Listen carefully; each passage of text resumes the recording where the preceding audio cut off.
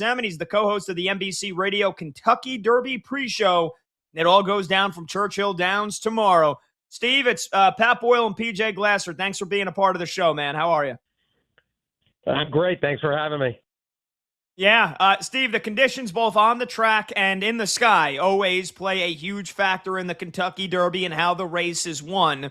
So I'll just start by asking you, what's the weather forecast looking like tomorrow at Churchill Downs, and how is that going to affect this particular race tomorrow? It's a non-factor. The weather's been phenomenal. Today's been, it's just spectacular. It's 60 degrees. The track is perfect. Tomorrow is going to be similar. Non-factor. In fact, if anything, it's a positive because cool weather is good for the horses. So no, not a wet track to worry about. Not a single issue. Steve, Renegade is the favorite to win the race tomorrow at 5-1 odds, but got a brutal post position draw, right? On the rail at the number one post. Why does that make it tough for a horse to win when they start at that position? And do you think Renegade can overcome it and make some history? I think he can overcome it. I'm sort of against him for that and other reasons. I think his price is going to be too short for the assignment and for what he's dealing with. The reason it's a problem, and the reason it's particularly a problem for him potentially, he's got Irad Ortiz, who is probably one of, or if not the best jock in the game.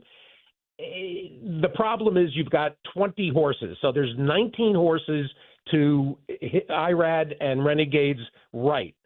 They've got the length of the stretch, 1,234 feet, before they hit the first turn. So you've got all these horses outside of him. They're not going to go around the turn. They don't want to go around the turn even 5 wide or 4 wide. They want to get down toward the rail. So the problem that Renegade faces from the one hole is he doesn't have tremendous early speed, and he's going to have, probably a dozen horses at least, maybe 14 horses that are crushing down as Irad is trying to get early position on the rail. You're going to have all these horses coming over and down. And the risk is that he gets shuffled back and is left with, more to do than he would want, that Irad and the horse would want. Now, it doesn't doom him because if you saw him in the Arkansas Derby, the move that he made that reached contention and then saw him win off by 4 or 5 widening lengths, that's a trip that works pretty well in the Derby. And there are people who think that Irad will be fine, even if he is shuffled back to 17th or 18th, that he can just bide his time, make up some ground on the backstretch, and then make that big move. So he's not doomed, but at 5-1, I don't want those conditions for my Derby horse. Steve, what about the conditions for Bob Baffert's 2 horses? Litmus Test, the 4, Patente, the 14. Both of them have pretty long odds. You normally don't see, Baffert have a couple horses in this race, and for both of them to be this long shot of price, either the 4 or 14 worth a bet for you? Well, Litmus Test happens. I go out in the winter in December. I'm usually out at Los Alamitos when they run the Futurity, and I was there for Litmus Test's win in the Los Al Futurity, and it seemed at the end of the 2-year-old season that he was going to be one of Baffert's really good 3-year-olds. It's been it's been a very strange lead up to Derby for Baffert because he had 2 or 3 other 3-year-olds that looked like they were going to emerge. In fact, one of them is running earlier on the card in the Pat Day Mile, Crude Velocity. But he hasn't had a chance to really stretch him out yet. So he's going to go a mile. He has a horse named Cherokee Nation that'll probably show up in the Preakness. But he's a horse that has trouble getting out of the gate. And it cost him his chance at the Derby when he didn't break well in the Santa Anita Derby. So that leaves Patente. And Patente is kind of an interesting play. And there's a lot of people that have warmed up to him as the week has gone on. On Sunday, he turned in a 5-furlong workout in 57 seconds and change, which is, if it was anybody else but Baffert, you would say, oh my God, I don't want I don't want any part of this horse. He basically left his race, in the workout. But Baffert's horses work fast, and Potenti did it in a very comfortable fashion. In fact, the jock was even actually kind of restraining him a little bit. So it was unbelievable. And the track might have been fast on Sunday morning for the work, but this was crazy fast. He's very interesting because he's a fast horse. He's a Baffert horse, which means he'll be fit as can be, and he doesn't need the lead. This is not a Baffert horse that's going to go straight to the front, but is a horse that is going to be right behind the leaders. And I'll tell you, if he inherits the lead at the end of the backstretch, or is basically makes the lead by the top of the stretch, he could be very dangerous. And I actually moved him up and put him fourth in my plays. And in fact, I just put in some Oaks Derby doubles, and I kind of pressed. In fact, I pressed Baffert's Oaks horse, Explorer. There's a chance that he could sweep Baffert. There's a chance Chad Brown could sweep. There's a chance that Brad Cox could sweep the Oaks in the Derby. We'll find out in about a half an hour that who's going to go into the Derby. We'll see. Could be somebody entirely different. But Baffert's interesting at that price with Potenti. We're talking to Steve Byk here on BetMGM tonight, Westwood One Sports. I'm Pat Boyle. PJ Glasser filling in for Brad Evans. Steve is the host of the At the Horse Races on SiriusXM, and he's the co-host of the NBC Radio Kentucky Derby pre-show, less than 24 hours away. In your opinion, Steve, what's the most exciting storyline or angle about this Kentucky Derby? Is it Cherie DeVaux, and excuse me if I'm pronouncing her name wrong, trying to become the first female trainer to ever win the Derby with her horse Golden Tempo? Is it Mike Smith trying to become the oldest jockey to win the Kentucky Derby at 59 years old? Is it the Motts with father and son going at her, or is it something with the horses themselves? What do you think is the best storyline going into the Derby? Well, you've hit most of the most interesting stories. I mean, certainly Riley Mott showing up at the Derby with his first two Derby starters, Albus and Incredibolt, is a pretty great story. And Incredibolt is the preferable of the two. And of course, with his father having won last year with Sovereignty and having a real chance, of course, with Chief Wallaby. Father and son Mott is a great story, and the backstory on the owner, Pin Oak Stud, is also tinged with sadness. Dana Bernard is the widow of Jim Bernard, who died in December unexpectedly after a brief illness, and it's a tough story. There's a couple of these. You mentioned Mike Smith, and Smith is on So Happy.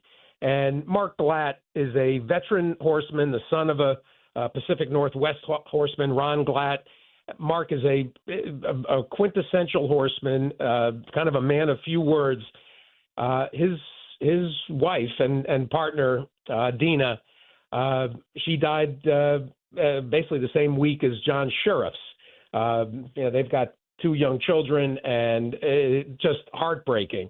And so for Mark to make it to his first Derby with So Happy it's both heartening and bittersweet.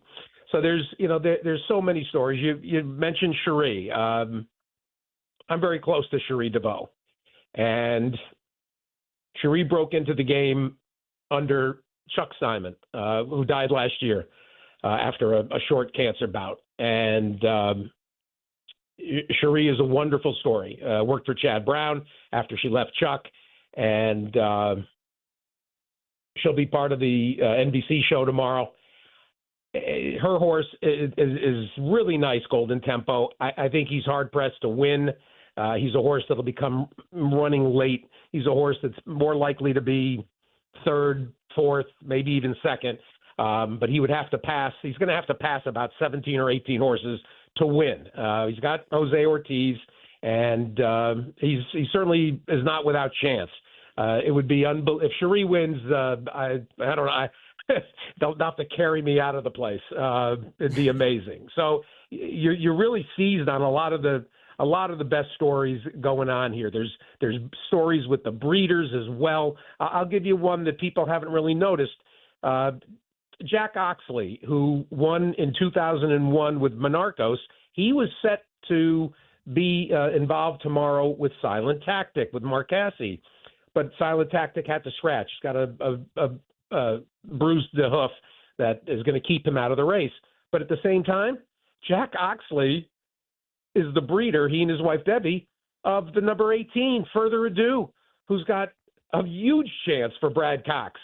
So there's so many fabulous stories, and that's what makes this game amazing. The human participants, then there's the animals themselves who are just so easy to love and admire, and then you fold in jocks, then you fold in betting, and it's the greatest gambling game that there is.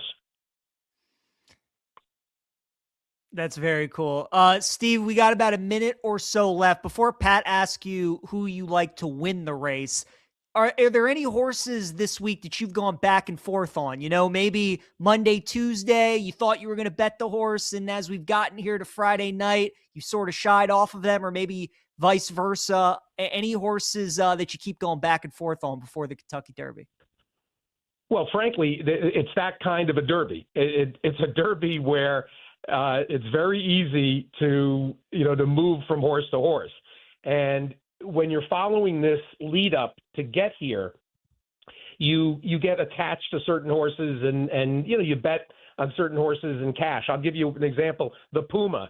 I latched onto the Puma right off of his career debut. Then I bet him in the Tampa Bay Derby at a great price. I thought it was tremendous that Gustavo Delgado, who won 3 years ago with Mage, I thought it was great that they ran back in the Florida Derby. He's a horse that I would love to get behind. He's got a huge chance. He's looked terrific every morning. Commandment, I talked about earlier. He's a horse who runs in a style that I love, which is very even, eighth of a mile, quarter of a mile. That's a horse I thought for sure I'd be on by the time we got here. But ultimately, I've landed on Emerging Market for Chad Brown, who is a horse trying to accomplish something that is pretty rare. He's trying to win the Derby in his third career start. This may be a very special horse. Chad has treated him like he's special from early on. He was actually ready to run last year. He had a couple of little hiccups, a couple of little weird things happened, but his two performances absolutely kind of shine as a potential that could make him special. So I'm going to latch on to that at about 12-1. So he's my key, and I'll build my tickets around him. Then behind him, Further Ado, coming out of that big Bluegrass win, he's looked terrific. And the horse that kind of grew on me over the last 2 weeks is the 11, Incredible, as mentioned with earlier with Riley Mott. So that's my group, 15, 18, 11. I'll key those three horses up and down, and I'll put some other horses underneath in tries and supers. There you go. Great stuff. Great stuff, Steve. We appreciate the time so much, man. Enjoy the race tomorrow. Have a great pre-show. And here we go. Derby season underway. Enjoy it tomorrow, man. We can't wait to catch up with you very soon.